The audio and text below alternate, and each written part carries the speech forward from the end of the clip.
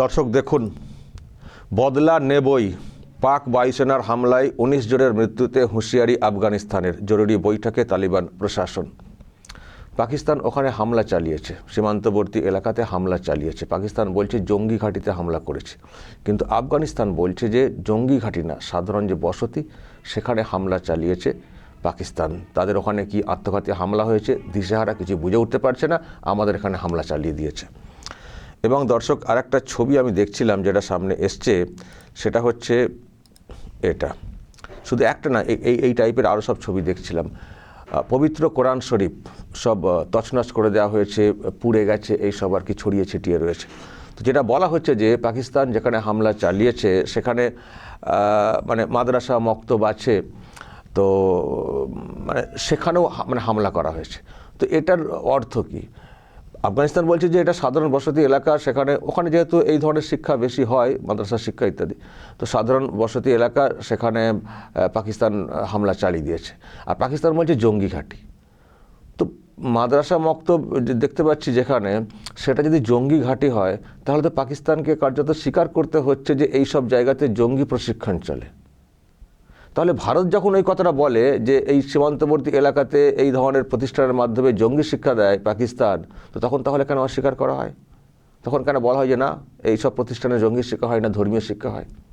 তাহলে পাকিস্তানের কেন এই দ্বিচারিতা, নাকি দিশেহারা? দর্শক, নিশ্চয় প্রশ্ন উঠবে। তবে সীমান্তবর্তী এলাকাতে এই যে হামলা, এটা নিয়ে একেবারে মানে আন্তর্জাতিক মহলে প্রচুর চর্চা হচ্ছে যে তাহলে কি হবে শেষ পর্যন্ত। তাহলে কি ওই পাকিস্তান আফগানিস্তান যুদ্ধ লেগে যাবে? এদিকে হামলা হচ্ছে, ওদিকে হামলা হচ্ছে, জঙ্গি ঘাঁটি বলে মানে প্রত্যাঘাত। তাহলে আলটিমেট কি দাঁড়াচ্ছে? আফগানিস্তানে বলছে আমরা কিন্তু ছাড়বো না। আমি দর্শক এই নিয়ে একটু চর্চা করব। ব্রিগেডিয়ার দাস কে আমি অনলাইনে নেওয়ার চেষ্টা করছি, দেবাশিস দাস। হ্যাঁ, পেয়েছি। ব্রিগেডিয়ার দাস, আপনাকে তো সকাল সকাল মানে কানেক্ট করলাম এই জন্যে, কারণ যা দেখতে পাচ্ছি ওদিকে কিছু হলে খারাপ কিছু লাগে না, আমরাও চাই যে পাকিস্তান ওদিকে ব্যস্ত থাকুক, কিন্তু সাধারণ মানুষের উপরে হামলা হলে নিশ্চয়ই আমাদেরও একটা বলার জায়গা থাকবে। এতদিন তো দেখছিলাম যখন আত্মঘাতী হামলা হচ্ছিল পাকিস্তানে, তখন বলা হচ্ছিল ভারত এইসব করাচ্ছে, তারপর নজর ঘুরিয়ে আফগানিস্তানের দিকে চলে গেল পাকিস্তান। আবার আজকে যেটা শুনছি যে রাতেতে অ্যাটাক করেছে, ড্রোন হামলা বা এয়ার স্ট্রাইক যেটা করা। তো কি মানে কোন দিকে যাচ্ছে পুরো বিষয়টা, আপনি কি ভাবছেন? দেখুন, শফিকুল, অনেক কয়েক বছর আগে হিলারি ক্লিন্টন, তখন তিনি আমেরিকার রাষ্ট্রদূত হিসাবে পাকিস্তানের মাটিতে দাঁড়িয়ে বলেছিলেন, তোমার নিজের ব্যাকইয়ার্ড বলেছিলেন, মানে নিজের উঠোনে যদি সাপ পোষো, একদিন সেই সাপ তোমার হাতেও কামড়াবে।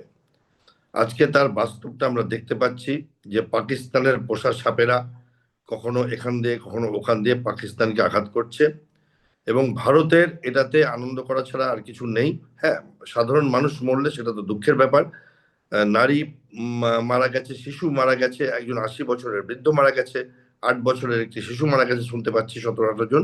সেটা তো দুঃখের ব্যাপার, তবে ভারতের এইটাতে কোনো রোল নেই। যেটা হয়েছে সেটা হচ্ছে পাকিস্তান গতকাল, আজ রাত ভোর, মানে গতকাল রাত সকালের মধ্যে এয়ারফোর্স পাঠিয়ে, এমন একটি দেশে তারা এয়ারফোর্স পাঠিয়েছে যে দেশের নিজস্ব কোনো এয়ারফোর্স নেই। দেখুন কাপুরুষতা! আরে পাঠাও তো, ভারতে পাঠাও না, তাহলে আর কি একটু একটু বোঝা যায় আর কি তোমাদের কত ক্ষমতা আর কি। তো এইবার এয়ারফোর্স পাঠিয়ে তাদেরকে এই একটা এসকালেশন, একটা চূড়ান্ত জায়গায় নিয়ে যাচ্ছে, কারণ এয়ারফোর্স লাস্ট রিসর্ট, সব কিছুর পরে এয়ারফোর্স ইউজ করা হয়। সেখানে পাকিস্তান এটা একরকমের পায়ে পায়ে লাগিয়ে ঝগড়া করছে আফগানিস্তানের সাথে। তাদের বক্তব্য যে কিছুদিন আগে 3টি আত্মঘাতী মামলা হয়, তার মধ্যে একটি ইসলামাবাদ মসজিদে হয়, যেখানে বহু লোক মারা যায়, 31 জন মতো মারা যান, 150 জনের মতো আহত হন, এবং বড় ব্লাস্ট হয়, এবং সেটা ISIS খুরসান তারা দায়িত্ব নিয়েছিলেন। এবং তারপরে তাদের বক্তব্য যে তেহরিকে তালিবান যারা পাকিস্তানের অংশ, তারা ওখানে লুকিয়ে আছে, এবং আল কয়দাও লুকিয়ে আছে, এবং তারা এটাও বলেন যে ভারত নাকি এইসবে প্রচ্ছন্নভাবে মদত দেয়। এবার আপনি হয়তো দেখেছেন রিসেন্টলি আফগানিস্তানের বিদেশমন্ত্রী ভারত ঘুরে গেছেন, দিল্লি ঘুরে গেছেন। ভারতের সঙ্গে আফগানিস্তানের সম্পর্ক তো পাকিস্তানের জন্মের কয়েক হাজার বছর আগের থেকে। তো ফলে ভারত, আমাদের মহাভারতে আফগানিস্তানের অনেক রেফারেন্স আছে। যেটা হাজার হাজার বছর আগের লেখা। ফলে আফগানিস্তান পাকিস্তানের মন মতো করে তো ভারতের সাথে সম্পর্ক না, ভারতের সাথে সম্পর্ক থাকবে। এবার কি হয়েছে, এইটা পাকিস্তান কেন করছে তার দুটো কারণ। একটা হচ্ছে পাকিস্তান কোথাও একটা নিজেদেরকে অশান্তির মধ্যে, যুদ্ধের মধ্যে জড়াতে চাইছে, এবং এখানে একটা স্ট্র্যাটেজি আছে, সেটা একটু গভীর। এক তো দেখুন, তালিবান বলছে যে আমরা বিচার বিবেচনা করব, এবং আপনি নিশ্চয়ই জানেন যে একটা সিজ ফায়ার চলছিল পাকিস্তান এবং তালিবান গভর্নমেন্ট আফগানিস্তানের সাথে, পাকিস্তান গভর্নমেন্টের। এবং এই সিজ ফায়ারটা কিন্তু সৌদি আরবিয়া, কতার, এরা মিলে পাকিস্তানের সাথে বসে, আর তুর্কি, এরা মিলে বসে করানো হয়। আফগানিস্তানের গভর্নমেন্ট আজকে বলেছে আমরা দেখছি কি ক্ষয়ক্ষতি হয়েছে, এবং আমরা এই তিনটে দেশকে ইনফর্ম করছি, এবং আমরা আমাদের সময় সুযোগ মতো ব্যবস্থা নেব। কিছুর একটা মনুষ্যত্বেরও ব্যাপার আছে, যে রোজার মাসে জেনারেলি এগুলো করা হয় না, সেটাও শুরু হয়ে গেল। দেখুন এরা মানে কি অদ্ভুত একটি দেশ আর কি, না মানে ধর্ম, না মানে আচার বিচার, না মানে মানব অধিকার, বাচ্চা বাচ্চা মানুষদের মারছে, এবং এয়ারফোর্স চালাচ্ছে সিভিলিয়ান বস্তির উপরে। ভারতও তো ব্যবহার করেছে এয়ারফোর্স, কিন্তু ভারত কোথায় ব্যবহার করেছে, একদম পিন পয়েন্ট স্ট্রাইক। 11টা এয়ারফিল্ড, 11টা এয়ারফিল্ডে ঢুকিয়ে দিয়েছে দুটো টেররিস্ট ক্যাম্প। হ্যাঁ, একদম পিন পয়েন্ট, ডানে বায়ে একটা লোক মরেনি। আর এদের দেখুন সাধারণ মানুষকে মারার মধ্যে কি বীরত্ব। এবার এটা কেন করছে, এর মধ্যে একটা গভীর কারণ আছে। পাকিস্তান একটু ফেঁসে আছে। একটা আপনি দেখেছেন যে ইসরায়েলের সাথে হামাসের যে যুদ্ধ এবং প্যালেস্টাইনের সাথে যে ঝামেলাটা চলছিল, তারপরে একটা গাজা পিস প্ল্যান হয়েছে, এবং আমেরিকার ডোনাল্ড ট্রাম্প বারবার পাকিস্তানের আসিম মুনিরকে এবং পাকিস্তানের প্রধানমন্ত্রীকে খুব গাছে চড়াচ্ছেন যে তোমরা খুব ভালো, খুব ভালো যোদ্ধা। তার কারণ একটাই, যে কেউ এই গাজা পিস প্ল্যানে সৈন্য দিতে রাজি নয়। কারণ যে সৈন্য দেবে, মুসলিম ওয়ার্ল্ডের কেউ যদি, দেখুন ভারত তো দেবে না, আমেরিকাও দেবে না, নেটো দেবে না। এবার মুসলিম ওয়ার্ল্ডের যদি মিডল ইস্টের কেউ সৈন্য দেয়, তাহলে তারা তো এক প্রকার আর কি ইসলামের বিরুদ্ধে চলে গেল। সেই জন্য পাকিস্তান এইখান থেকে ফেসে গেছে বলে বেরিয়ে আসতে চাইছে। ওই জন্য ওরা চেষ্টা করছে দেখাতে যে দেখো আমাদের দেশে নানান রকম অশান্তি, নানান রকম ঝামেলা চলছে, আমরা কোথার থেকে কাউকে সৈন্য দেবো, আমরা তো বালুচিস্তানে ঘিরে আছি, আমরা আফগানিস্তানে ঘিরে আছি, আমাদের দেশের মধ্যে অভ্যন্তরীণ কত বম ব্লাস্ট হচ্ছে, এবং কানাঘুষো চলছে নাকি এগুলো আসিম মুনির করাচ্ছে, যাতে আমেরিকা বলে আচ্ছা তোমাদের এরকম বাজে অবস্থা, তাই তাহলে আর সত্যি তো তোমরা কি করে দেবে। কারণ সৈন্য, এই গাজা স্ট্রিপ এখন বহু বছর চলবে, এবং কালকে দেখছিলাম কত বেশ কয়েক 20 বিলিয়ন না কত বিলিয়ন ডলার এটার জন্য স্যাংশন করা হয়েছে। এবং কালকে ট্রাম্প এটাও বলেছেন যে প্রাইম মিনিস্টার মোদি আসেননি, কিন্তু উনি দূর থেকে আমাদের নজর রাখছেন, দেখছেন উনি এমনি করে, এবং ওখানে আসিম মুনিরকে খুব কাছে তুলেছেন, এবং প্রাইম মিনিস্টার অফ পাকিস্তানকে, শেহবাজ শরীফকে কাছে তুলেছেন। এরা এখান থেকে বেরিয়ে আসতে চাইছে, কারণ এই কমিটমেন্টটা করলে সারা মুসলিম দুনিয়াতে, সমস্ত সমস্ত মুসলিম দুনিয়াতে তাদের বদনাম হয়ে যাবে, যে আমেরিকার হয়ে তারা ভাড়াটে সৈন্যর কাজ করছে, যেটা আগে একবার এরা করেছিল ইজিপ্টে, যখন জিয়া ছিলেন, জেনারেল জিয়াউল হক ছিলেন পাকিস্তানের ব্রিগেডিয়ার ছিলেন তখন তিনি, ওনাকে বলা হতো যে কসাই ব্রিগেডিয়ার। 10,000 সৈন্য মেরেছিলেন, নিজেদেরই মানে নিজেদের ধর্মের লোকদেরই মেরেছিলেন, যেখানে পাকিস্তান একরকম ক্লেম করে যে তারা মুসলিম ওয়ার্ল্ডের একমাত্র নিউক্লিয়ার পাওয়ার, এবং তারা লিডারশিপ দেবে। সেইখানে একটা ফেসে গেছে এরা, সেইখানটার জন্য এটা হতে পারে, কারণ ভারতের সঙ্গে তো দিয়ে লাভ নেই।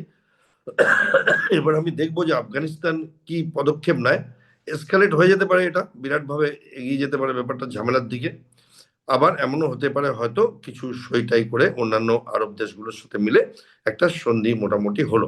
আমি দেখবো এটাতে। তবে ভারতের এখন টিভি যেমন করে আমরা দেখি পপকর্ন খেতে খেতে, সেরকম করেই দেখা উচিত, কারণ আমাদের কোনো রোল নেই এতে।